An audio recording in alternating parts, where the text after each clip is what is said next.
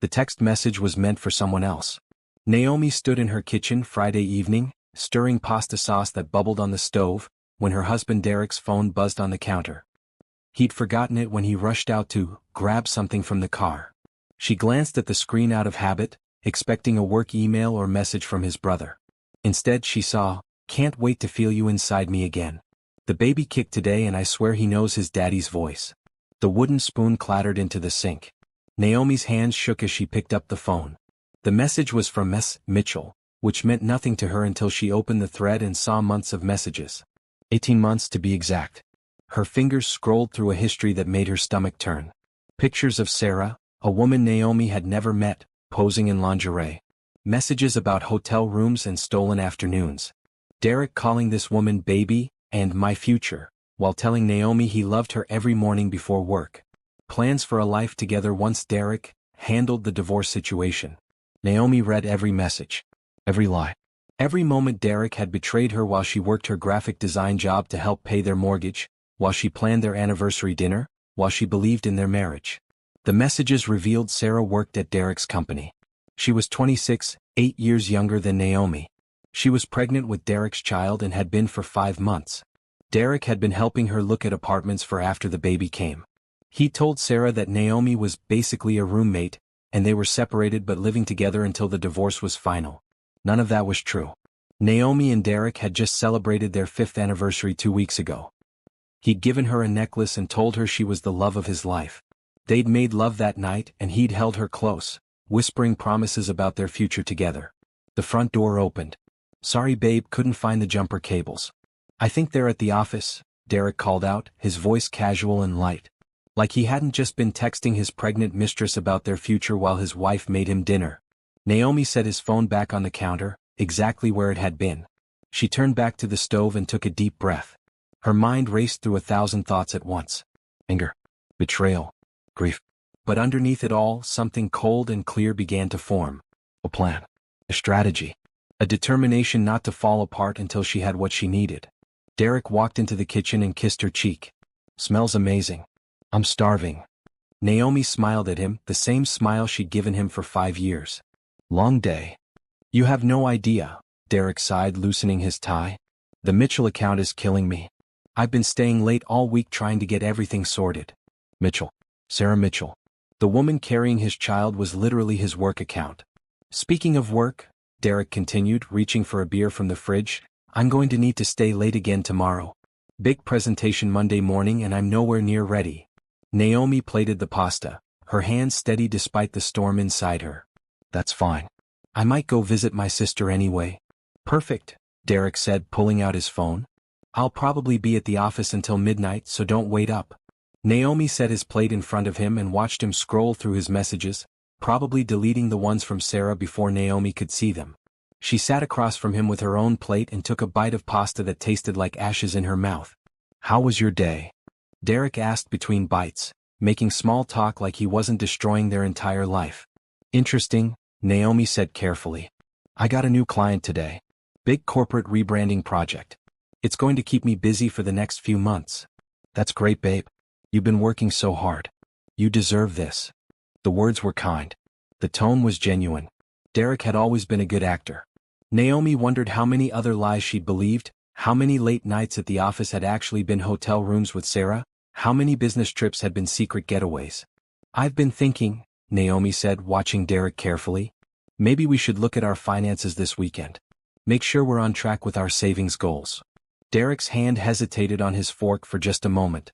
"Sure, yeah. We can do that. Although I think we're in good shape. The business is doing well." Naomi knew that was a lie too. She'd seen the bank statements last month when she was organizing their files. Their joint savings account had dropped from $40,000 to $12,000 in the past year. Derek had told her it was business expenses that would be reimbursed. Now she knew where that money had really gone. They finished dinner with small talk about nothing. Derek's phone buzzed 3 more times during the meal. Each time he checked it quickly and set it face down on the table. Each time, Naomi noticed the guilty flicker in his eyes. After dinner, Derek showered and changed into fresh clothes. "For tomorrow," he explained. "So I don't have to come home before heading to the office." "Smart," Naomi said, loading the dishwasher. Derek came up behind her and wrapped his arms around her waist. I love you, you know that? Naomi closed her eyes, feeling tears burn behind her eyelids. I know. You're the best thing that ever happened to me, Derek continued, kissing her neck. I don't know what I'd do without you. The words that would have melted her heart yesterday now felt like knives. Naomi turned in his arms and looked up at him. This man she'd loved for 7 years, married for 5. This man who'd promised to be faithful, to cherish her, to build a life together. This man who'd been planning to leave her for another woman while spending her money on his secret family. Derek, she said softly. About tomorrow night when you're working late. Yeah. He smiled at her, still holding her close. Naomi's smile was sweet and innocent. Tell Sarah I said hi. Derek froze. The color drained from his face. His arms dropped from around her waist and he stepped back, shock and panic warring on his features. What? Sarah Mitchell, Naomi said calmly, though her heart pounded in her chest. Your coworker. The one carrying your baby. The one you're texting right now about hotel rooms and your future together. That's Sarah. Naomi, I can explain. Don't. Naomi held up her hand. I'm not interested in your explanations tonight. I'm going to bed. You can sleep in the guest room. Or at the office. Or wherever you want. I really don't care. Naomi, please just let me. Good night, Derek. Naomi walked out of the kitchen, up the stairs and into their bedroom. She locked the door behind her and sat on the edge of the bed, finally allowing herself to shake, to cry, to feel the full weight of what she'd discovered. But only for a few minutes. Then she wiped her tears, pulled out her laptop and started making lists. Tomorrow her real work would begin. Tonight was just the opening move. Derek thought he'd been playing chess while Naomi played checkers. He was about to learn that she'd been studying the board the entire time. Below, she heard Derek pacing in the hallway, his phone pressed to his ear, probably calling Sarah in a panic. Let him panic. Let him scramble. Naomi was done being the fool, done being the one left in the dark while her husband built a secret life. Tomorrow she would find an attorney. She would hire an investigator. She would protect herself and her future. But tonight, she would grieve for the marriage she thought she had and prepare for the war she was about to wage. Derek had wanted to handle the divorce situation. Naomi was about to show him exactly how that situation would be handled, and it wouldn't be anything like he'd planned with Sarah. Naomi didn't sleep that night. She spent hours researching divorce attorneys, private investigators, and legal rights in cases of marital infidelity. By the time the sun rose, she had a clear plan and a list of phone calls to make. Derek knocked on the bedroom door at 6 in the morning. Naomi, please. We need to talk about this. I have nothing to say to you right now, Naomi called back, her voice steady despite her exhaustion. I made a mistake. A terrible mistake. But we can work through this. We can go to counseling. I'll end things with Sarah. Please just open the door. Naomi opened her laptop instead and continued reading about hidden property in divorces. She'd learned that morning that Derek's business, which he'd started 3 years into their marriage, had been funded largely by a $50,000 inheritance she'd received from her grandmother. Derek had convinced her to invest it in his future. Their future, he'd called it. Naomi. Derek's voice rose with desperation. Go to work, Derek. Or wherever you actually go. I'll be here when you get back. She heard him slam his hand against the door frame, then footsteps retreating down the hallway. Minutes later, his car pulled out of the driveway. Naomi waited another 10 minutes before leaving the bedroom. She searched the house for anything Derek might have hidden, any evidence she could use. In his home office, tucked in the back of his desk drawer, she found printed bank statements that didn't match the ones they'd reviewed together. Derek had been withdrawing thousands of dollars in cash over the past year. She photographed everything with her phone, careful to put items back exactly as she'd found them. Then she called the first number on her list. Thompson and Associates. How may I direct your call? I need to speak with Barbara Thompson, please. It's regarding a divorce. By Monday morning, Naomi had met with Barbara Thompson, hired a private investigator named Harold Green, and opened her own bank account. She'd transferred her salary deposits to the new account without telling Derek. She'd also done something else that made her hands shake with nerves. She'd installed small cameras in their home. Harold Green had given her 4 tiny devices that looked like air fresheners and phone chargers. Just place them in common areas, he'd instructed. Living room, kitchen, bedroom if you're comfortable with that. They're motion activated and upload directly to a secure cloud server. If he's bringing her to your house, we'll have proof. The idea of Derek bringing Sarah into their home, into their bed, seemed too horrible to be true. But Naomi had read enough of their messages to know that Derek had lost all respect for her and their marriage. She needed to know the truth no matter how much it hurt. That first week was the hardest of Naomi's life. She went to work every day, smiling at her co-workers, meeting with clients, acting like her world hadn't imploded. She came home to Derek, who was trying desperately to convince her that the affair was a mistake, that Sarah meant nothing, that he wanted to save their marriage. "I ended things with her," Derek claimed on Tuesday. "I told her it was over. I chose you, Naomi. I choose us." Naomi didn't believe him. She checked the footage from the cameras every night after Derek fell asleep. So far, she'd captured him video calling Sarah from their living room, telling her that Naomi was being difficult but he'd handle her. On Thursday, the footage showed something that made Naomi's blood run cold. Derek had brought Sarah to their house. Naomi watched from her office the next day, door locked, stomach churning. Derek's car pulled into their driveway at 11 in the morning. He and Sarah got out together, laughing. Sarah was visibly pregnant, her hand resting on her belly as Derek unlocked the front door. The camera in the living room captured them kissing immediately, Derek's hands in Sarah's hair. Finally, Sarah breathed. "I hate sneaking around." "I know, baby. Soon you won't have to. Once I get Naomi to sign the divorce papers, we can be together openly." Sarah pulled back slightly. "You said she'd be easy to handle. That she'd just accept it and move on." "She will. She's just being emotional right now. Give her a few more days and she'll realize there's no point in fighting." They moved to the kitchen. Derek made Sarah lunch while she sat at Naomi's table in Naomi's chair, talking about paint colors for the nursery and baby names.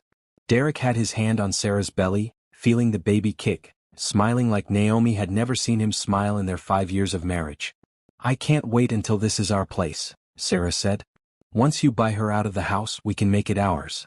"About that," Derek said carefully, "the house is mostly in her name. Her credit was better when we bought it. But we'll find something better for our family." Sarah's expression darkened. "You told me we'd live here. You said this house was yours. It will be ours, baby. Don't worry. I'm handling everything." They went upstairs. Naomi stopped the footage before it reached the bedroom. She didn't need to see that. She'd seen enough. Harold Green called her that afternoon. "Mrs. Peterson, I've completed the financial investigation. You're going to want to sit down for this." "I'm sitting." "Your husband has withdrawn $67,000 from your joint accounts over the past 18 months. He's also taken out a personal loan for $30,000 using your house as partial collateral. That's on top of the $50,000 from your inheritance that went into the business." Naomi closed her eyes. Where did the money go? Rent payments for Sarah Mitchell's apartment. Furniture purchases. Jewelry. Medical bills for her prenatal care and delivery costs.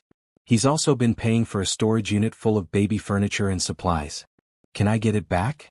With the right attorney and documented evidence of fraud, absolutely. Barbara Thompson is one of the best. But there's something else you should know. What? Sarah Mitchell was aware you exist and that you're married to Derek. I have text messages where she jokes about the wife and how Derek is wrapped around her finger. She's not an innocent party in this. Naomi had suspected as much, but hearing it confirmed made her anger burn hotter. Thank you, Harold. I'll have the complete report ready by Monday for your attorney. But Naomi, if I can offer some personal advice. Please. Don't let him know you're investigating. Not yet. Men like Derek Peterson panic when they realize they're cornered. Keep acting like you're considering reconciliation. Give us time to lock down all the evidence and assets. Then hit him with everything at once. That evening, Naomi came home with takeout and a smile. Derek looked relieved when she walked through the door. I've been thinking about what you said, Naomi told him. About counseling and working through this. Derek's face lit up. Really? I'm not saying I forgive you. And I'm not saying we'll definitely stay together. But maybe we should try. We built a life together. That should count for something. It was the best performance of Naomi's life. Derek pulled her into a hug, nearly crushing her with relief. Thank you. Thank you for giving us a chance. I swear I'll make this right. I'll spend the rest of my life making this right.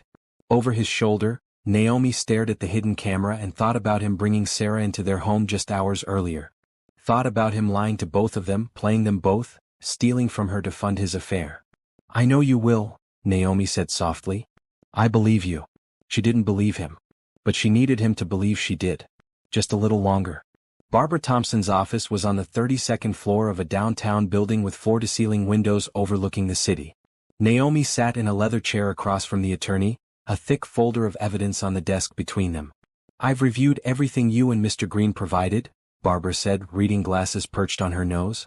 "Your case is actually stronger than I initially thought." "How so?" Barbara opened the folder and pulled out several documents. "First, you have documented proof of adultery through text messages, photographs, and video evidence. Second, and this is crucial, you have evidence of financial misconduct and fraud." "The inheritance money?" "Exactly. When you gave Derek $50,000 to start his business 3 years ago, he had you sign papers that made the money a gift rather than a loan or investment. However, he also promised verbally and in writing that you would be a 50% owner of the business. You have emails confirming this. Then last year he restructured the business and removed your name entirely without your knowledge or consent." Naomi leaned forward. "I didn't know he could do that." "He can't. Not legally. The business should be considered marital property because it was established during your marriage with your capital. But Derek registered it solely under his name and has been operating under the assumption that it's his alone. That's fraud." "What does that mean for the divorce?" Barbara smiled, and it wasn't kind. "It means you're entitled to far more than Derek realizes. The business has grown considerably in 3 years. The current valuation is approximately $300,000. You're entitled to half of that, plus your original $50,000 investment, plus damages for the fraudulent appropriation of your funds." Naomi felt her head spin. "That's over $200,000. At minimum. We'll also be seeking the return of all funds he withdrew from your joint accounts to support his affair, plus legal fees and court costs. Additionally, given that he used your house as partial collateral for a personal loan without your consent, we're going to argue that he should be responsible for that entire debt." "Will I get to keep the house?"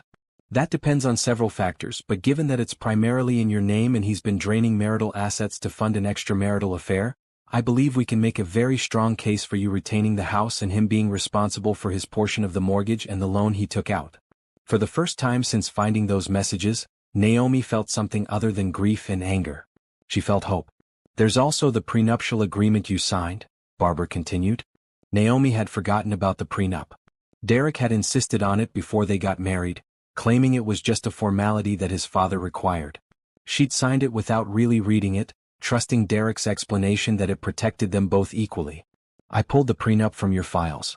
It has a clause that I don't think Derek remembered or thought you'd enforce.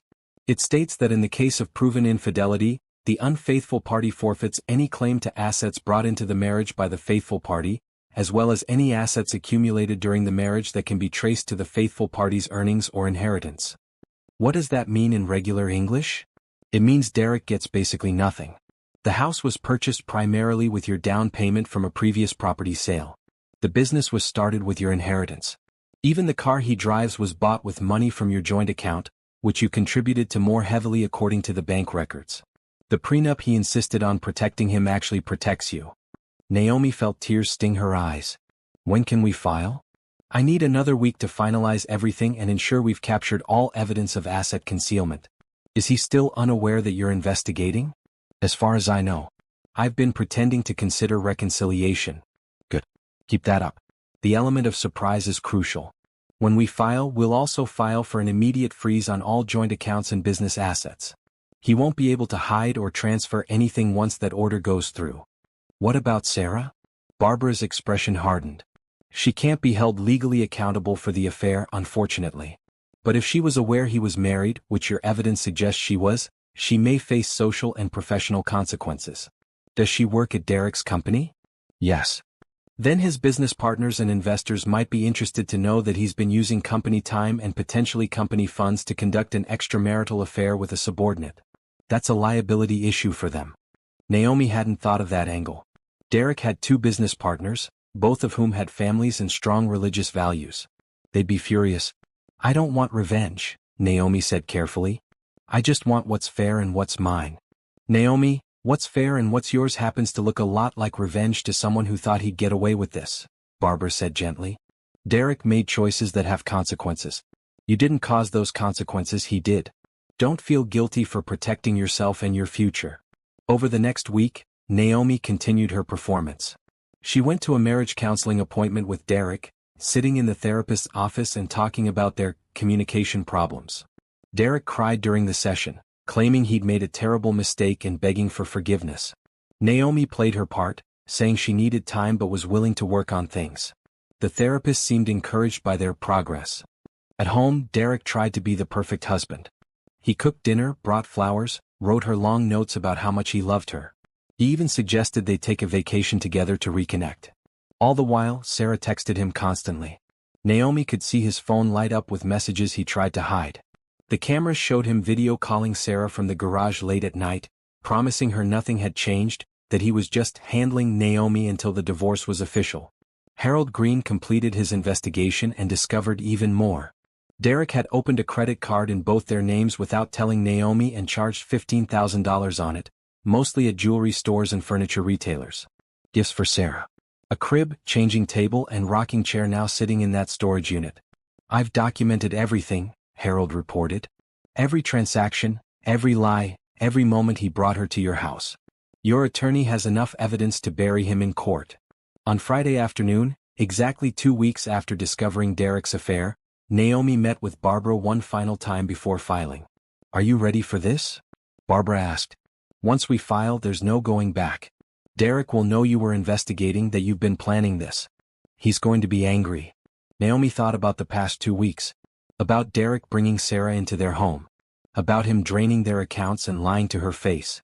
About him planning a future with another woman while pretending to love her. I'm ready. Then we file first thing Monday morning. I'll have the papers served to him at his office. The account freeze will go into effect immediately. Be prepared for him to call you angry and desperate. Don't answer. Don't engage. Send him straight to me. Naomi nodded. What should I do this weekend? Whatever you need to do to prepare yourself emotionally. This is going to be difficult, even with all the evidence on your side. Do you have family or friends you can stay with? My sister lives an hour away. I can go there. Perfect. Pack a bag and leave tonight if possible. The less you're around him, the better. Once he's served, things might get ugly. That evening, Naomi packed a suitcase while Derek was at the gym. She took her important documents, jewelry, and photo albums. She took her grandmother's quilt and the painting she'd bought with her first paycheck. She took everything that mattered to her personally. She left a note on the kitchen counter. Went to visit my sister for the weekend. Need some space to think. See you Monday. Derek texted her an hour later. Okay baby. Take all the time you need. I love you. Naomi's sister Janine opened her door with worried eyes. Are you okay? Not yet, Naomi said honestly. But I will be. She spent the weekend telling Janine everything. Her sister held her while she cried, brought her tissues and tea, and promised that Derek would regret ever hurting her. You're the strongest person I know, Janine said Sunday night. And you're going to get through this. Monday morning, Naomi woke up to 17 missed calls from Derek. She didn't listen to the voicemails. Instead, she called Barbara. He's been served, Barbara confirmed. The account freeze is in effect. And I have to say, his reaction was spectacular. He tried to withdraw money from the business account immediately and was denied. Then he called me screaming about illegal proceedings and how you can't do this to him. What did you tell him? That he should retain an attorney immediately and that all communication goes through me now. He's threatening to sue you for emotional distress, which is laughable given the circumstances. Naomi felt a strange calm settle over her. So now what? Now we wait for his attorney to respond to our filing. Discovery begins in 30 days. This will likely take several months to resolve fully, but with the evidence we have, I'm confident we'll win on every major point. Thank you, Barbara. Thank me when it's over. Right now, just focus on taking care of yourself. You've done everything right. The hard part is just letting the legal process work. Naomi spent that day at her sister's house, ignoring Derek's increasingly desperate calls and texts. She blocked his number after the 50th message. Whatever he had to say, she didn't need to hear it. She'd said everything she needed to say that first night. Tell Sarah I said hi. Everything else was just details. The process server found Derek at his office on Monday morning at exactly 9:15. According to Barbara, Derek had been in a meeting with his business partners when the papers were delivered. He'd opened the envelope right there at the conference table, going pale as he read through the divorce petition, asset freeze order, and civil suit for fraudulent appropriation of marital funds. He left the meeting immediately, Barbara told Naomi over the phone. His partners called me asking what's going on. I told them they might want to review their company policies regarding employee relationships and use of company resources for personal matters. Naomi was staying at Janine's house for the week, taking time off from work to process everything and avoid seeing Derek. Her sister had turned the guest room into a safe haven, complete with favorite snacks, good movies, and endless support. "How are you feeling?" Janine asked that evening as they sat on the couch with wine. "Honestly? Relieved. I thought I'd be sadder, but mostly I just feel free." Her phone buzzed with a new number. Naomi almost ignored it, but something made her answer. "You ruined my life." Sarah's voice screamed through the speaker. "Derek told me everything. How you're trying to take all his money, destroy his business, leave him with nothing. You're a vindictive." Naomi hung up and blocked the number. Janine stared at her with wide eyes. "Was that her?" "Yep." Naomi took a sip of wine. "She seems upset. She has some nerve calling you. She just found out Derek isn't the wealthy businessman he pretended to be. He's about to lose everything and she's stuck pregnant with his baby. I almost feel sorry for her." "Don't." "She knew he was married." "I know. But they deserve each other. Let them figure it out together while I move on with my life." The next morning, Harold Green sent Naomi photos of Sarah packing up her apartment. "She broke her lease," he reported. "Looks like she's moving back in with her parents." Derek showed up this morning and they had a massive fight in the parking lot. Neighbors called the police for the noise complaint. Naomi forwarded the report to Barbara without comment. Derek and Sarah's relationship was imploding under the pressure of reality, exactly as Naomi had known it would. The fantasy they built couldn't survive the truth. Derek's attorney contacted Barbara on Wednesday requesting a meeting to discuss terms. They met at a neutral location, a conference room at a hotel downtown. Derek looked terrible. He'd lost weight, his eyes were red, and his hands shook as he sat across from Naomi and Barbara. His attorney, a middle-aged man named Robert Chin, looked equally stressed. "Wait, I can't use Chin, that's on the prohibited list. Let me fix that." Derek looked terrible. He'd lost weight, his eyes were red, and his hands shook as he sat across from Naomi and Barbara. His attorney, a middle-aged man named Robert Foster, looked equally stressed. "My client would like to propose a settlement," Robert began. "We're listening," Barbara said coolly. "Derek is willing to agree to the divorce and sign over the house to Naomi. In exchange, she drops the civil suit regarding the business and accepts a smaller settlement." "Define smaller," Barbara said. $50,000 paid over 5 years. Barbara laughed. Actually laughed. "Your client stole $50,000 of inheritance money, plus another $67,000 from their joint accounts, plus $15,000 charged on credit cards without her knowledge. He then fraudulently removed her from ownership of a business she funded and grew with her contacts and labor. Your offer is insulting." Derek leaned forward. "Naomi, please. Be reasonable. The business can't survive if you take half. My partners will pull out. I'll lose everything." Naomi met his eyes calmly. "You already lost everything, Derek. You just didn't know it yet. We had 5 years together. That has to mean something." "It meant something to me. Clearly it didn't mean anything to you. I made a mistake. One mistake in 5 years, and you're destroying my entire life over it." "One mistake." Naomi's voice rose despite her intention to stay calm. "You had an affair for 18 months. You got another woman pregnant. You drained our accounts to fund your secret life. You brought her into our home, into our bed. You lied to me every single day for a year and a half. That's not one mistake, Derek. That's a pattern of choices." Derek's face crumbled. "I'm sorry. I'm so sorry. I never meant to hurt you like this." "Yes, you did. You just didn't mean to get caught." Barbara cleared her throat. "If we're done with the emotional appeals, let's discuss realistic terms. We're prepared to go to trial if necessary. The evidence is overwhelming and heavily documented. Derek will lose in court, and it will cost him significantly more in legal fees. Our current offer is this. Derek signs over all interest in the house, returns Naomi's $50,000 investment plus accrued interest, pays back the $67,000 withdrawn from joint accounts, pays the $15,000 in credit card debt, and signs over 49% ownership of the business to Naomi. That's essentially all the business assets." Robert protested. "Not quite. Derek retains 51% ownership and operational control. He just has a partner now, one who's entitled to 49% of all profits and has voting rights on major business decisions. Given that the business wouldn't exist without Naomi's money and that Derek fraudulently removed her from ownership, this is more than fair." My partners won't accept a new owner they don't know. Then buy her out, Barbara said simply.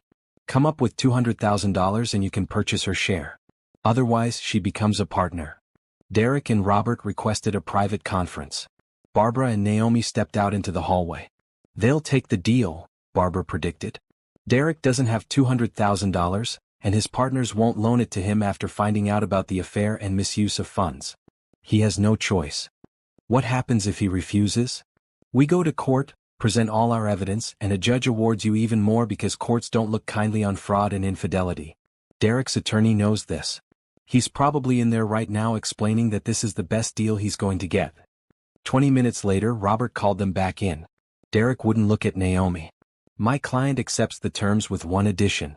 The 49% ownership is conditional. If Naomi sells her share within 5 years, Derek has first right of refusal to buy at market value. Barbara looked at Naomi, who nodded. She had no intention of keeping the business share long-term. She just wanted to make sure Derek couldn't hide assets or claim poverty while living a comfortable life. Agreed. We'll have the papers drawn up by Friday. Derek has 30 days to vacate the house and move his belongings. 30 days? Derek's voice cracked. Where am I supposed to go? That's not my client's concern. You should have thought about housing arrangements before you started planning a future with someone else. Derek stood abruptly. You know what, Naomi? Maybe this is for the best. Sarah's young and fun and doesn't spend her time working all the time. She actually wants to be with me. Maybe I'm better off without you. Naomi stood too, gathering her purse. Then we agree on something. You are better off without me because I deserve so much better than you. She walked out without looking back, Barbara at her side. In the elevator, Naomi exhaled deeply. Did I really just do that? You did. And you handled yourself with remarkable grace and strength. I wanted to scream at him. To cry. To throw something. I know. But you didn't. You stayed calm and strong, and that's what wins cases like this. Emotion is valid, but control is powerful.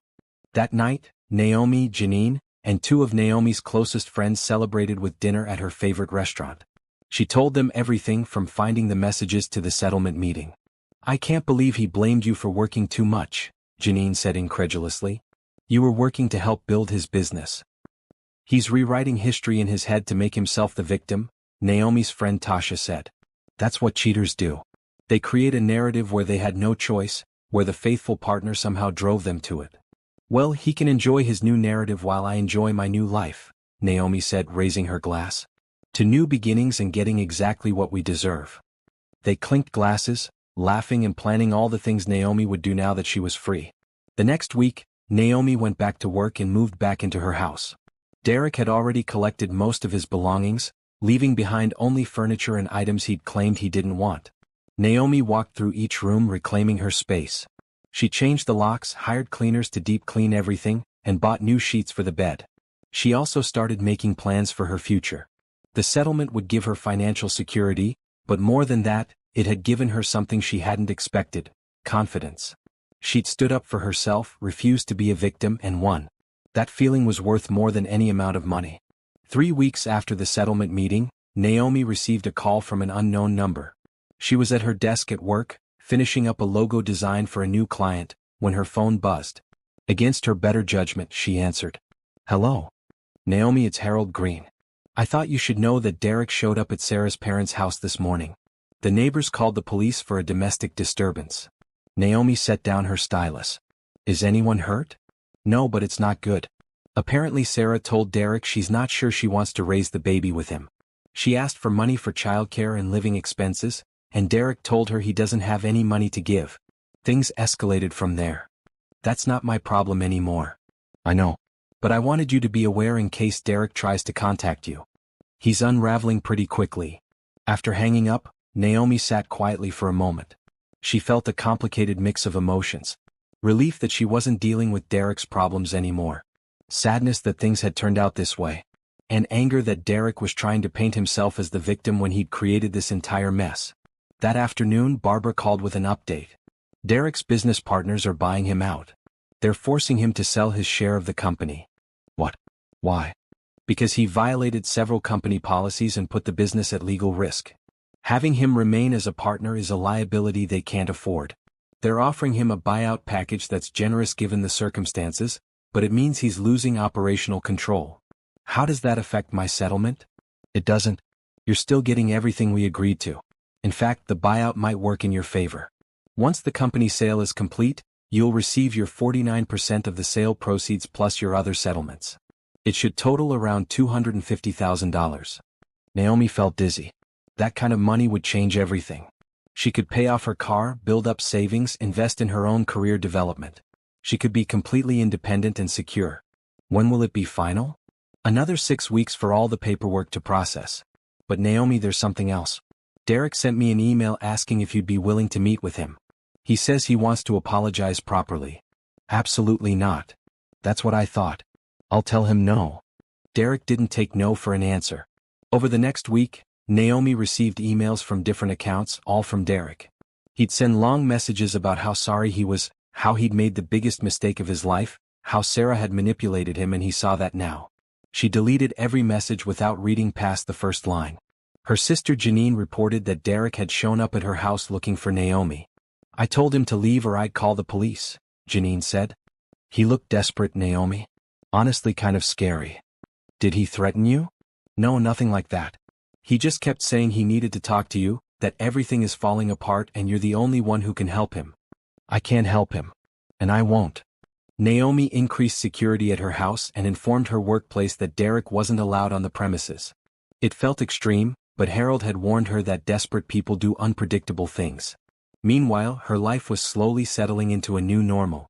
She'd started therapy to process the betrayal and rebuild her sense of trust. Her therapist, Dr. Patricia Moore, helped her understand that Derek's actions weren't a reflection of her worth or lovability. You didn't cause this by working hard or being independent, Dr. Moore said during one session. Derek chose to cheat because of his own issues and weaknesses. That's on him, not you. At work, Naomi threw herself into her projects. She'd always been talented at graphic design, but now she worked with a new intensity. She took on bigger clients, more complex projects, and started building a reputation as someone who delivered exceptional work. Her boss, Shannon Price, called her into the office one day. I've noticed you've been taking on a lot of extra work. Are you okay? Naomi hesitated, then decided to be honest. I'm going through a divorce.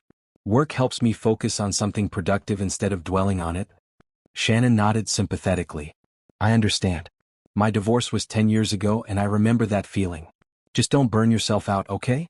You're one of our best designers. I'd hate to see you exhausted. Actually, I've been thinking about something. Do you remember when you mentioned that the company might expand the design department? Yes, we're considering adding 2 more designers in the next quarter. What if instead of just expanding, we created a premium design division? High-end branding and identity work for corporate clients. I could lead it. Shannon leaned back in her chair, considering. That's ambitious. But given your recent work quality and client feedback, it's not unreasonable. Put together a proposal. Show me what you're thinking, budget requirements, potential client base. If it's solid, I'll take it to the board. Naomi spent the next 2 weeks creating the most comprehensive proposal of her career. She researched competitors, identified potential clients, calculated costs and projected revenues. She designed mock-ups of what the premium division's work could look like. When she presented it to Shannon, her boss was silent for a long moment after reviewing everything. This is incredible, Shannon finally said. You've thought of everything. So I'm taking this to the board next week. In the meantime, let's talk salary adjustment. If you're going to be leading a new division, you should be compensated accordingly. The raise wasn't huge, but it was meaningful. More importantly, it was recognition that Naomi had value, that her work mattered, that she was building something real. That night, she celebrated alone in her house with takeout and a movie. It was quiet and peaceful, and for the first time since discovering Derek's affair, she felt genuinely happy. Not just okay, not just surviving, but actually happy. Her phone buzzed with a text from an unknown number. I know you don't want to hear from me, but Sarah had the baby. Oh boy. He's beautiful and healthy. I'm not asking for anything.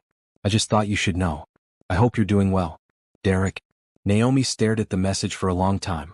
Part of her felt sad that Derek had a child, a family, something they'd talked about having together someday. But mostly she felt grateful that baby wasn't hers, that she wasn't tied to Derek forever through a child, that she was free to build a life completely separate from him. She didn't respond. Instead, she blocked the number and went back to her movie. 2 days later, Janine called with news. You'll never believe this. Sarah's baby shower photos are all over social media, and Derek is nowhere in them. Apparently they broke up. For real this time? Seems like it. Sarah's posts are all about being a strong single mom and not needing a man. No mention of Derek at all. Naomi felt a strange mix of vindication and pity. Sarah had destroyed a marriage for a man who'd promised her everything and delivered nothing. Derek had destroyed his marriage for a woman who'd left him the moment things got difficult. They'd both gotten exactly what they deserved. You know what the best part is? Naomi said to her sister. I don't even care. 6 months ago this would have devastated me. Now it's just information, nothing more. That's growth, Janine said proudly. You're really moving on. I really am. 4 months after her divorce was finalized, Naomi received the last of her settlement money. The total came to $263,000 after all the company's sales, returned funds, and legal awards were calculated. She sat in her bank's financial advisor office, staring at the number on the screen. That's life-changing money, the advisor Monica said. Have you thought about how you want to use it? Actually, I have. Over the past few months, as Naomi had worked on expanding her company's design division, an idea had been growing. Why build someone else's business when she could build her own? She had the skills, the contacts, the reputation, and now the capital. I want to start my own design agency, Naomi told Monica. I want to take half of this money and invest it in building something that's completely mine. They spent the next hour discussing business plans, operating costs, and investment strategies. Monica helped Naomi understand how to structure her finances to support both her personal security and her business dreams. The good news is you're in an excellent position, Monica said. You have no debt now that the house is fully in your name and paid off. You have steady income from your current job until your business is profitable. And you have enough capital to hire good people and market effectively. That night, Naomi started writing a business plan.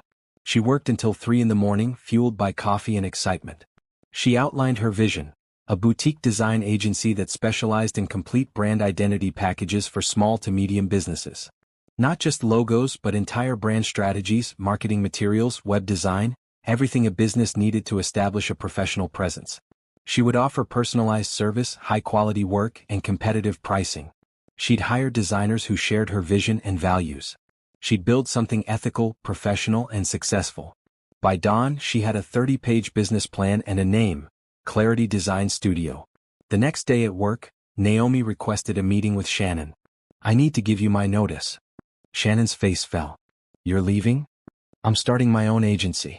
I wanted to tell you first because you've been so supportive. I'll give you a full month to find my replacement and transition my projects. I can't say I'm surprised. You're too talented to work for someone else long-term. But I'm going to miss you. Actually, I was hoping Clarity Design might be able to contract with this company for overflow work. I'm not trying to steal clients, but if you need extra design support during busy seasons, my agency could help. Shannon smiled.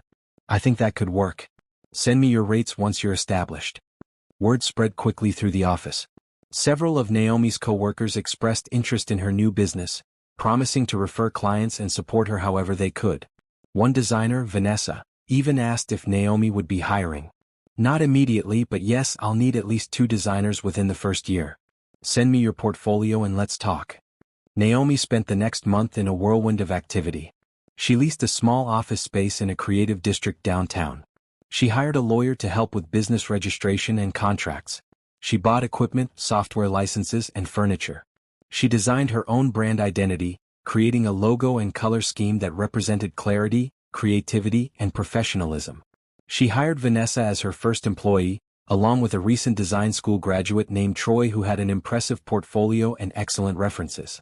She brought on a part-time accountant and a virtual assistant to handle administrative tasks. By the time she left her corporate job, Clarity Design Studio was ready to open. The first month was terrifying. Naomi had lined up 3 clients before launching, but that wasn't enough to cover all her operating expenses. She worked 16-hour days designing, marketing, networking, and learning how to run every aspect of a business. The second month was better. She landed 2 major corporate clients who needed complete rebranding packages. The projects would take months and pay well enough to cover 3 months of operating costs. By the 3rd month, Clarity Design had a waiting list of potential clients and had to turn down work. I need to hire more people, Naomi told Janine over dinner. We're at capacity and I'm getting 5 new inquiries a week. That's a good problem to have. It's terrifying and exciting at the same time. 6 months after opening, Clarity Design Studio had 8 employees, 15 active clients, and a reputation for exceptional work delivered on time and on budget. Naomi had been featured in a local business magazine article about successful women entrepreneurs. The article included her photo, a brief overview of her business, and a quote about finding strength through adversity. She never mentioned Derek by name, but people who knew her understood what adversity she'd overcome. One afternoon, as Naomi reviewed designs in her corner office with windows overlooking the city, Vanessa knocked on her door. "There's someone here to see you. He doesn't have an appointment but says it's important." "Who is it?" Vanessa handed her a business card. "Jerome Mitchell, Software Development." "I don't know a Jerome Mitchell." "He says you met at the Business Innovation Conference last month." Naomi vaguely remembered meeting several people at that conference. She'd networked extensively, handing out dozens of business cards. "Okay, give me 5 minutes and then show him in." Jerome Mitchell was tall with an easy smile and kind eyes. He wore business casual clothes and carried a tablet under his arm. "Miss Peterson, thank you for seeing me without an appointment. Please call me Naomi. What can I do for you?" "I'm a software developer and I've been working with one of your clients, Riverstone Marketing. They showed me the brand identity work you did for them and I was impressed. I'm actually here about a different opportunity." "I'm listening." "Several of my clients need design work, logos, websites, branding materials, things I can't do myself. I usually refer them to freelancers but the quality is inconsistent. I'm wondering if Clarity Design would be interested in a partnership arrangement. I refer clients to you, you refer clients who need software development to me, and we both offer bundled services at a slight discount." Naomi considered the proposal. "What kind of volume are we talking about?" "I have about 3 to 5 clients per month who need design services. Most are small to medium businesses, some are startups with decent funding." "And what kind of software development do you do?" "Custom business applications, database management systems, e-commerce platforms. I specialize in solutions for small businesses who need something more robust than off-the-shelf software but can't afford enterprise-level development." They talked for over an hour about their respective businesses, client bases, and potential collaboration. Jerome was smart, thoughtful, and seemed genuinely interested in building a mutually beneficial partnership rather than just trying to make a quick referral fee. "I think this could work," Naomi said finally. "Let me draw up a partnership agreement and we can review it together next week." "Perfect." Jerome stood and shook her hand. "I look forward to working with you." After he left, Vanessa appeared in the doorway with a knowing smile. "He's cute." "He's a business contact." "A cute business contact who looked at you like you hung the moon." "He did not." "He absolutely did. And you smiled at him more than you smile at anyone else." Naomi threw a stress ball at her. "Get back to work." But as she returned to her own work, she found herself thinking about Jerome. Not romantically, she told herself. She wasn't ready for that. But he'd been easy to talk to, respectful, and genuinely interested in her business. That was rare enough to be noteworthy. That evening, as Naomi locked up the studio and headed home, she realized she couldn't remember the last time she'd thought about Derek. Her new life had become so full, so busy, so genuinely fulfilling that her old life felt like something that had happened to someone else. She'd built this. All of it. The business, the success, the peace. She'd taken the worst thing that had ever happened to her and transformed it into the best thing that had ever happened to her. Spring arrived in the city with warm breezes and blooming trees. Naomi's business was thriving, and she'd settled into a routine that felt sustainable and satisfying. She worked hard but took Sundays off. She exercised regularly, attended therapy every 2 weeks, and made time for friends and family. Jerome's partnership had proven valuable. In the 3 months since their agreement, he'd referred 8 clients to Clarity Design, and Naomi had referred 6 clients to him. They'd also collaborated on 2 projects where clients needed both design and software development, bundling their services and delivering comprehensive solutions. They'd fallen into a pattern of meeting for coffee every Thursday morning before work to discuss ongoing projects and potential collaborations. It was strictly professional, Naomi told herself, even though Vanessa kept giving her knowing looks. "It's just business," Naomi insisted for the 10th time. "Business partners don't look at each other the way you two do," Vanessa said. "How do we look at each other?" "Like you're both trying very hard to be professional while actually being very interested in each other as people." Naomi didn't respond because Vanessa might have had a point.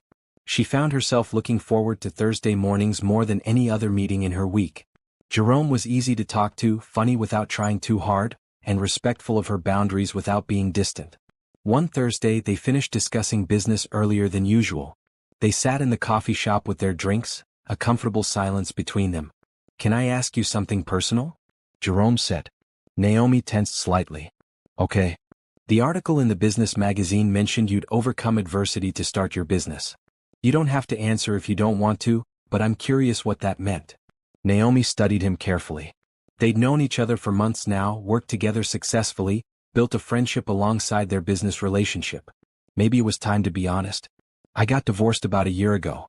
My ex-husband had been having an affair and draining our finances to support it. Starting this business was part of my way forward." Jerome nodded slowly. "That takes a lot of strength. Or stubbornness. I'm not always sure which. Both probably. The best entrepreneurs are stubborn in the right ways." He paused. "For what it's worth, his loss is the business world's gain. You're incredibly talented."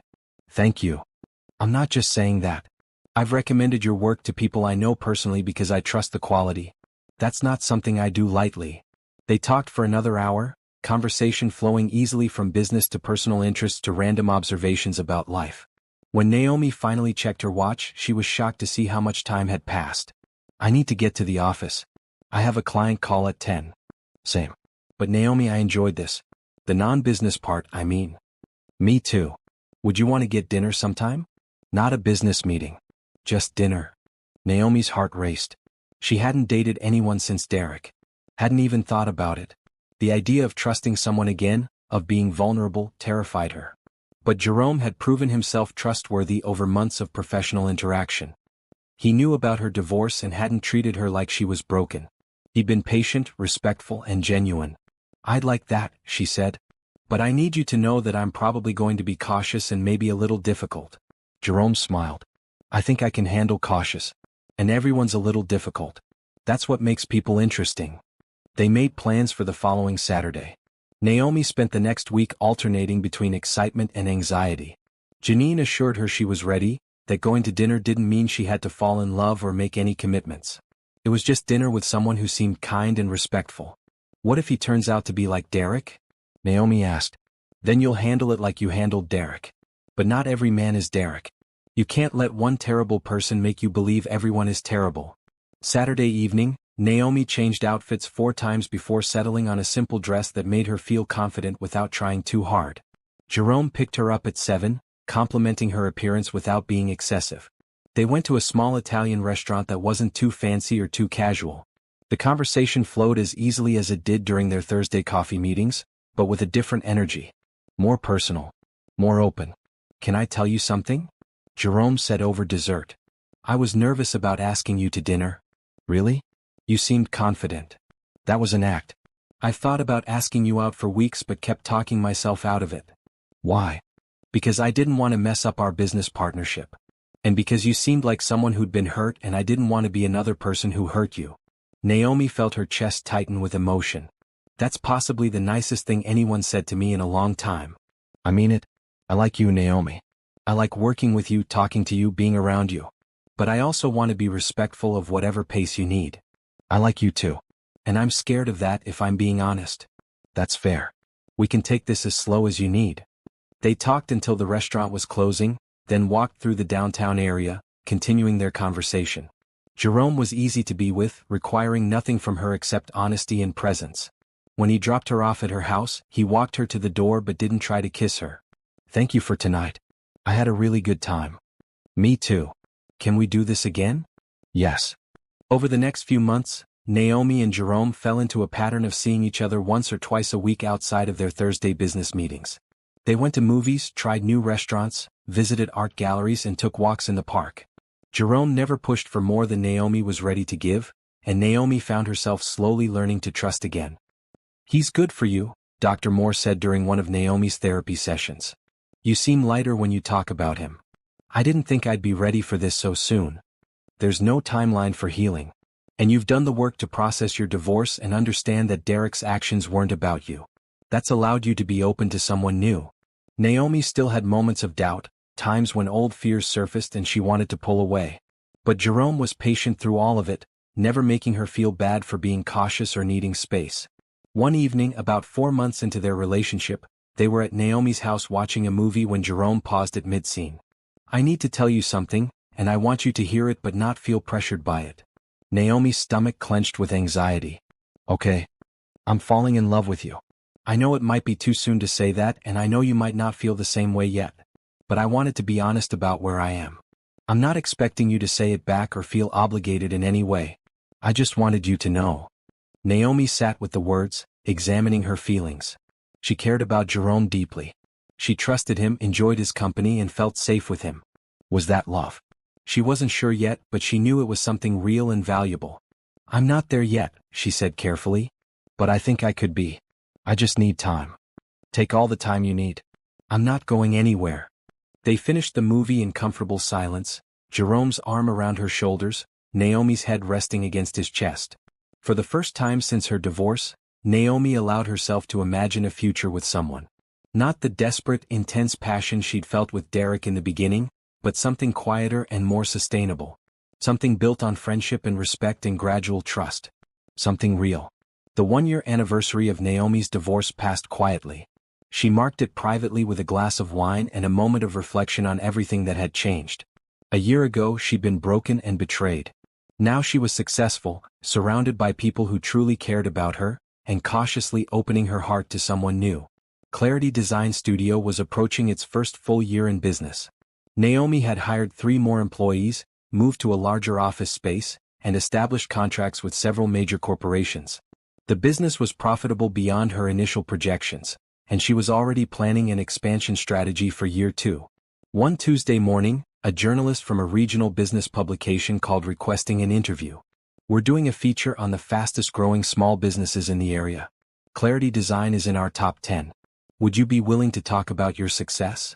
The interview took place at her office, with a photographer taking pictures of Naomi at her desk, working with her team and presenting to a client.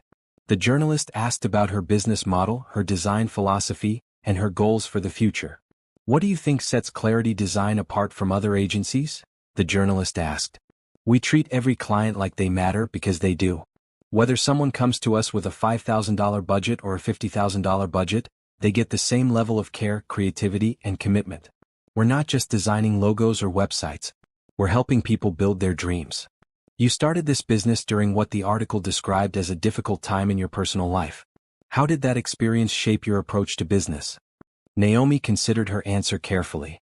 "It taught me that I'm stronger than I thought I was. And it taught me that sometimes the worst things that happen to us force us to become who we were always meant to be. I probably would have stayed in my corporate job for years if my life hadn't fallen apart. This business exists because I had to rebuild, and in rebuilding I discovered what I was truly capable of." The article ran 2 weeks later with the headline "From Heartbreak to Success: How Naomi Peterson Built Clarity Design." It included quotes from several of her clients praising her work ethic and creativity, as well as financial data showing the company's impressive growth trajectory. Jerome called her within an hour of the article going live online. "Have you seen the comments? I've been avoiding them." "Don't. They're overwhelmingly positive. People are inspired by your story." Naomi finally read through the comments. Most were supportive and encouraging. A few people shared their own stories of starting over after divorce or loss. Several local business owners asked about her services. One comment stood out: "I went to college with Derek Peterson. Not surprised his wife left him and became successful while he's working at a regular job now. Always thought he was shady." Naomi closed the comment section. She didn't need to know about Derek's life. That chapter was closed. That evening, Jerome took her to dinner to celebrate the article. They'd been dating for 6 months now, and Naomi had reached a place of genuine comfort with him. She still had occasional moments of anxiety, times when she worried about being hurt again, but they were becoming less frequent. "I'm proud of you," Jerome said over dinner. "Not just for the business success but for how you've handled everything. You could have let what happened make you bitter or closed off, but you didn't. I had my bitter moments. Still do sometimes. That's different from letting it define you. You chose to move forward instead of staying stuck in anger. I had good people around me. My sister, my therapist, my friends. And you." Speaking of moving forward, Jerome said, his tone shifting slightly. "I've been offered a contract that would require me to relocate to Portland for 6 months. It's a huge opportunity, but I don't want to take it if it means losing what we have. Naomi's heart sank, but she pushed down the immediate panic. Tell me about the opportunity. It's a major software development project for a national retail chain. 6 months on-site, excellent pay, great for my portfolio and future business prospects. But I'd have to be in Portland full-time. That's incredible, Jerome. You should do it. What about us? We'll figure it out. 6 months isn't forever. And if this is good for your career, you should go. You're not worried about the distance? I'm worried, Naomi admitted. But I'm trying to be rational about it. This is your career, your future. I can't ask you to give up opportunities for me, especially when we haven't even been dating a year. I love you, Jerome said. I know I said it before and you weren't ready to say it back, and that's okay. But I want you to know that this isn't casual for me. You matter to me. What we have matters. Naomi reached across the table and took his hand. I love you too. I think I have for a while now. I was just scared to say it. Jerome's face lit up. Really? Really? And because I love you, I want you to take this opportunity. We'll visit each other on weekends. We'll video call every day.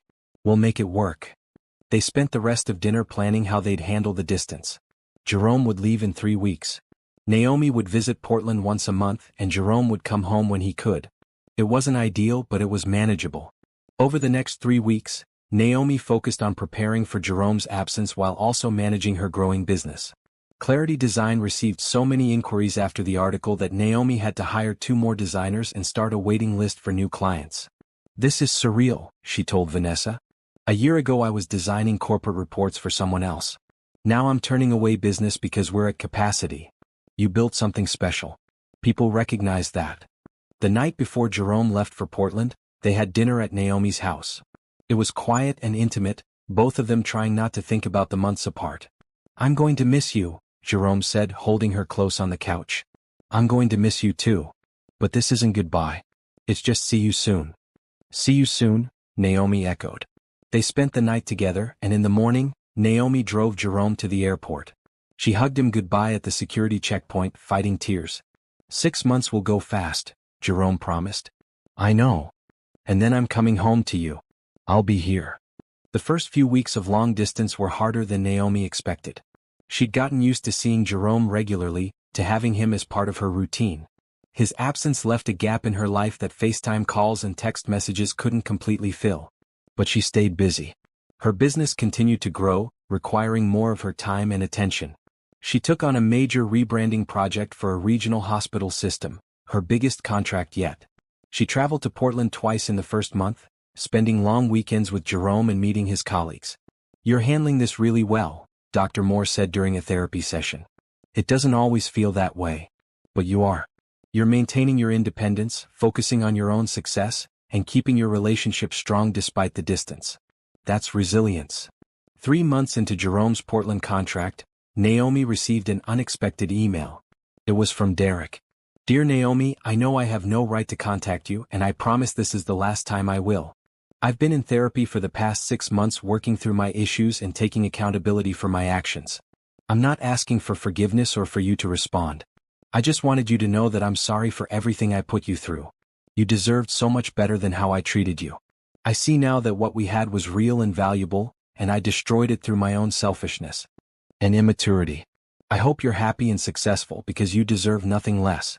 I will never contact you again. I wish you all the best. Derek. Naomi read the email 3 times, examining her feelings. She felt sad for the relationship that had ended, but not for Derek himself. She felt vindicated that he finally understood what he'd lost, but not satisfied by his regret. Mostly, she felt grateful that she'd moved on so completely that his apology, while nice to receive, didn't change anything about her life or feelings. She didn't respond. There was nothing to say. Derek's growth and healing were his responsibility, not hers. She'd done her own healing, built her own life, and moved forward without him. She deleted the email and went back to working on her hospital project. 5 months after Jerome left for Portland, Naomi was meeting a potential client at an upscale restaurant downtown. The client, a marketing executive named Patricia, wanted to discuss a complete rebrand for her tech startup. It was exactly the kind of project Clarity Design excelled at, and Naomi was prepared with portfolio samples and initial concepts. She arrived at the restaurant early and was reviewing her presentation on her tablet when someone approached her table. Naomi? She looked up and her stomach dropped. Derek stood in front of her, looking older and more tired than she remembered. He'd lost weight and had new lines around his eyes. He wore a basic button-down shirt and khakis, nothing like the expensive suits he used to favor. "Derek, what are you doing here?" "I work nearby. I saw you through the window and wanted to say hello. I'm waiting for a client. I don't have time to talk. Just 2 minutes, please. I won't bother you again after this." Naomi glanced at her watch. Her client wasn't due for another 15 minutes. 2 minutes. Derek sat down across from her, his hands shaking slightly. "You look amazing. Successful. Happy. Thank you. I read the article about your business. I'm really proud of what you've accomplished." "Is that what you wanted to say?" "I wanted to apologize in person.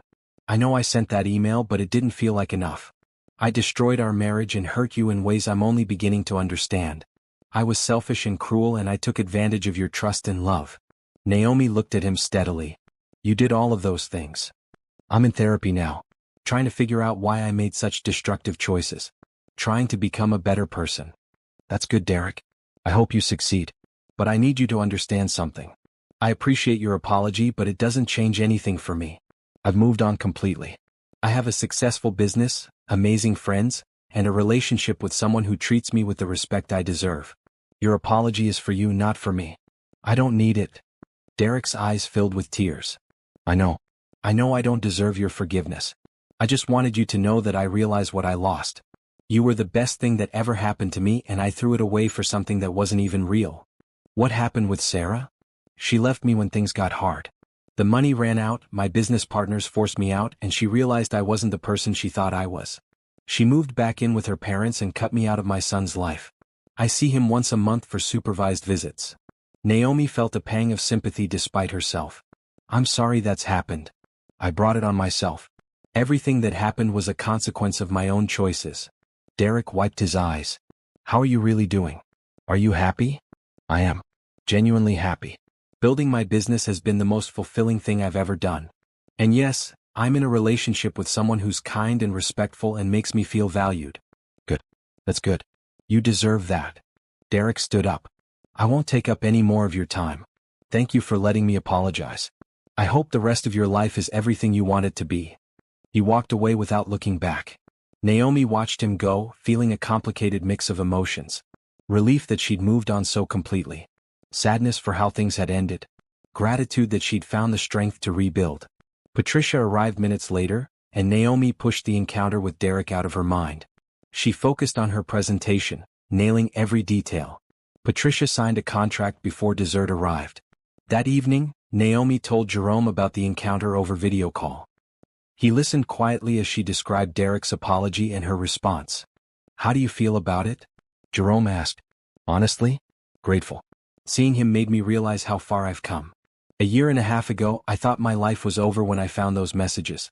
Now I have this amazing business, wonderful people in my life, and you." Derek's apology was nice, but it didn't affect me emotionally the way I thought it might. "That's because you've genuinely healed." "I think I have. Finally." "I have news too," Jerome said, his expression shifting to excitement. "The Portland contract is finishing early. They're satisfied with the work and don't need the full 6 months. I'll be home in 2 weeks." "Really? Really? Is that okay?" "Of course it's okay. I've missed you. I've missed you too. And Naomi, when I come back, I want to talk about our future. About making this official and permanent." Naomi's heart raced. Like moving in together?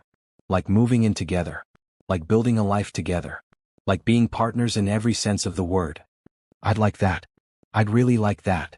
They talked for another hour, making plans for Jerome's return and discussing what their future might look like. When they finally hung up, Naomi sat in her quiet house feeling a sense of peace and contentment she'd never experienced with Derek. Her old life had fallen apart, but she'd built something better from the ruins. She'd discovered her own strength, pursued her own dreams, and found love based on mutual respect and genuine partnership rather than passion and intensity. The journey from devastation to happiness hadn't been easy or quick. There had been tears and anger and fear. There had been moments when she'd wanted to give up, to retreat, to let Derek's betrayal define her entire life. But she'd chosen differently. She'd chosen to fight for herself, to build something meaningful, to open her heart again despite the risk. And now, looking around at the life she'd created, Naomi knew she'd made the right choice every step of the way. 2 years after the night Naomi discovered Derek's messages, her life looked nothing like it had in her marriage. Clarity Design Studio occupied an entire floor of a modern building downtown with 22 employees and clients across 3 states. Naomi had been featured in multiple business publications and had been invited to speak at design conferences about entrepreneurship and brand strategy. More than that, she was happy in a way she'd never been with Derek. Real happiness that came from building a life she was proud of rather than trying to fix a relationship that was fundamentally broken. Jerome had moved in 6 months ago, and they'd settled into a comfortable rhythm of partnership and respect. They maintained separate bank accounts and split expenses equally, both valuing their independence while building something together. They worked side by side in their respective businesses, sometimes collaborating on projects, always supporting each other's goals. One Saturday morning, Naomi was working on plans for Clarity Design's expansion into a second city when Janine called. "Are you sitting down? What happened?" "I just ran into someone at the grocery store who used to work with Derek. Apparently he's been promoted at his new job. And he's engaged." Naomi waited for the stab of pain or jealousy, but it never came. "Good for him. You're not upset?" "Why would I be? That's his life now. I have my own life and I'm very happy with it." "I'm so proud of you," Janine said. 2 years ago you were crying in my guest room convinced your life was over. Now you're this successful businesswoman who's genuinely moved on. It doesn't feel like 2 years. It feels like a lifetime ago." That afternoon, Jerome found Naomi on the couch reviewing design portfolios for a hiring decision. He sat down next to her with a serious expression. "I've been thinking about something and I want to run it by you." "Okay." "My lease on my office space is up in 3 months. I've been considering whether to renew or look for something different." "What are you thinking?" "What if I moved my business into your building? Not sharing office space exactly, but being in the same building. We'd still have our separate companies and spaces, but we'd be close by. We could have lunch together, collaborate more easily, things like that." Naomi considered it. "Would that be too much togetherness? We already live together." "I don't think so. We'd still have our own professional spaces and identities. But I like the idea of being nearby. Plus, your building has better amenities and parking." "Let me think about it," Naomi said. But even as she said it, she knew her answer would be yes. The idea of Jerome being in the same building felt right, like one more piece of their lives fitting together naturally. A week later, at Clarity Design's 2-year anniversary celebration, Naomi stood in front of her team and their clients delivering a short speech. 2 years ago, I started this business with a vision of creating something meaningful and ethical. I wanted to build a company where talented people could do excellent work while being treated with respect and fairness. I'm so proud of what we've accomplished together." She looked around the room at her employees, many of whom had been with her since the beginning. At her clients, who trusted her with their brands and visions. At Jerome, who smiled at her from the back of the room. At Janine and her closest friends who'd supported her through everything. "This business exists because I refuse to let the worst thing that happened to me define my future. It exists because I chose to build something new rather than mourn what I'd lost. And it exists because of every person in this room who believed in me and in this vision. Thank you." The applause was genuine and warm. Afterwards, people came up to congratulate her and share their own stories of overcoming adversity. Several told her that her success had inspired them to take risks in their own lives. Later that night, after everyone had left and the caterers had cleaned up, Naomi and Jerome stood in her office looking out at the city lights. "I'm proud of you," Jerome said, wrapping his arms around her from behind. "I'm proud of me too. You should be. You took something devastating and turned it into something amazing. I had help. A lot of help. But you did the work. You're the one who got up every day and built this business. You're the one who chose to trust again, to love again, to believe in the future." Naomi leaned back against him, feeling safe and content. "Do you ever wonder what your life would be like if we hadn't met?" "All the time. And then I'm grateful that we did." "Me too." They stood in comfortable silence, watching the city below. Naomi thought about the person she'd been 2 years ago, broken and devastated in her kitchen reading messages that shattered her world. That woman felt like a stranger now, someone Naomi barely recognized. She'd been so focused on being a good wife, on making her marriage work, on supporting Derek's dreams, that she'd forgotten to build her own dreams. The divorce had forced her to remember who she was beneath the role of wife and partner. It had forced her to discover what she was capable of achieving on her own. "I don't regret my marriage to Derek," Naomi said suddenly. Really? Really? It taught me what I don't want, what I deserve, and who I am when I'm pushed to my limits. I wouldn't have this business or this life if that marriage hadn't ended. So I can't regret it. That's a remarkably mature perspective. Therapy helps, Naomi said with a smile. The next morning, Naomi woke up to sunlight streaming through her bedroom window. Jerome was already up, making coffee in the kitchen. She could hear him humming, a sound that had become familiar and comforting. She got up and pulled on her robe, padding into the kitchen where Jerome handed her a cup of coffee made exactly how she liked it. Thank you. Big plans for today? Actually, I was thinking we could take the day off. Go to the farmer's market, maybe drive out to the coast for lunch. Just relax and enjoy being together. That sounds perfect. They spent the day exactly as planned, wandering through the farmer's market, buying fresh produce and flowers. They drove to the coast and had lunch at a seafood restaurant with a view of the ocean. They walked on the beach, holding hands and talking about their plans for the future.